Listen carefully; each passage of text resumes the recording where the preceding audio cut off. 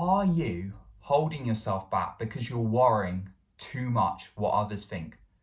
Well, today I'm going to go through some tips on how you can manage this.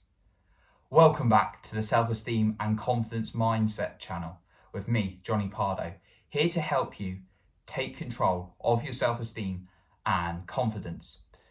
So I remember a time when I was even terrified to say my name in a meeting, put my hand up and say my name. Well, just even say my name when we're doing introductions, not even putting my hand up. And I'd go red and everything like that. And now I'm in a position where I give company updates, I do videos all the time, I do podcasts, I go on interviews, I mentor people, and this isn't me going into a list of all the things I do. It's just demonstrating the jump of when I was worried what other people thought to actually doing all these things. Now, you don't have to be a big speaker, you don't have to be a big podcaster, you don't have to do all these things. You don't even have to be talking in front of your company or anything like that. But when you worry too much about what others think, it can really hold you back, right? And yeah, definitely, that's a very, very common fear people have. And I work with many, many people and mentor people, and they always have this worry about what others think. And it's really devastating to see it holding them back from doing something they really, really like. And maybe you're relating to this as well. And that's our brain. Our brain has this human survival instinct.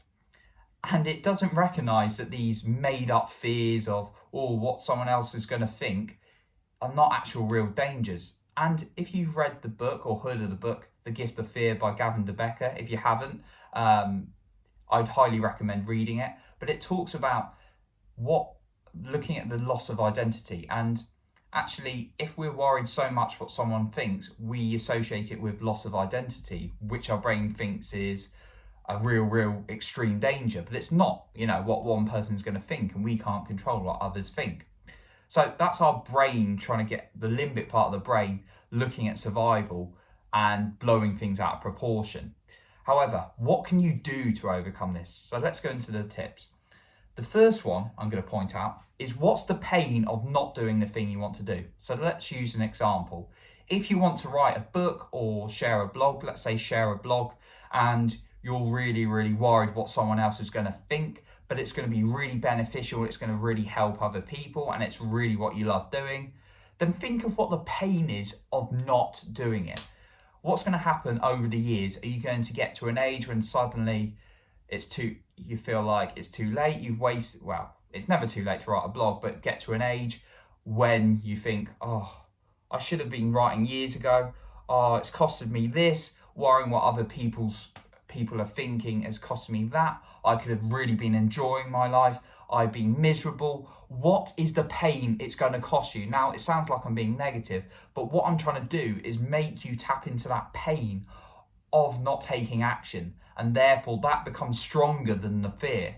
So really think about what the pain is going to be if you do not take action, and regularly remind yourself of that to get it to drive you to take action. The second point is your environment.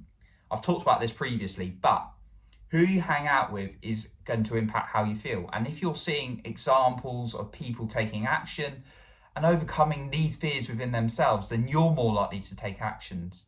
So surround yourself with similar networks, uplifting people, and that is going to increase your chances of you being able to overcome the fear of what others think, because you're going to have this supported network around you, and there's plenty of opportunities.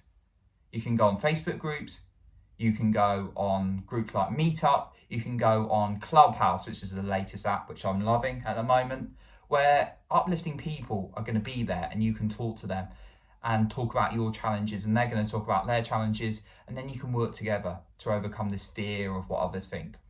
The third point I want to make is your identity. As human beings, we have a need to be consistent with our identity. Meaning, if you're saying, I'm useless, I'm not this kind of person, I'm not that, that's going into your system, and therefore you're going to take actions consistent with it. This is a Tony Robbins quote, my favorite Tony Robbins. As human beings, one of our key needs is the need to be consistent with our identity. So if you are saying negative things and saying you're not this, you're not that, you're going to take actions consistent with it. Now, it comes on to actually my final point about taking action. But before I go on to that, you're more likely to do habits, perform habits that are going to be helping you and serving you. If you keep telling yourself, like, I am a great creative, I am an amazing blogger, I have so much potential, I am a great, amazing, influential person, you're more likely to take actions consistent with that. So you need to start saying these things yourself over and over again, even if it's hard at first, and say it with emotional intensity. Say, I am amazing, rather than I am amazing, I am amazing. Because if you say, I am amazing, it is more likely to sink into your system.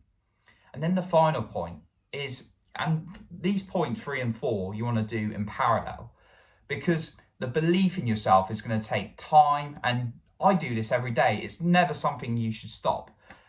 But you need to take actions alongside building up that belief. You don't need to have all the belief in the world or be 100% certain in order to do something. So you need to start taking actions to increase your confidence, and therefore when you get more results, when you get confidence from results, and you get results from taking actions. So therefore you need to take actions that are going to increase your confidence and help you stop worrying what others think.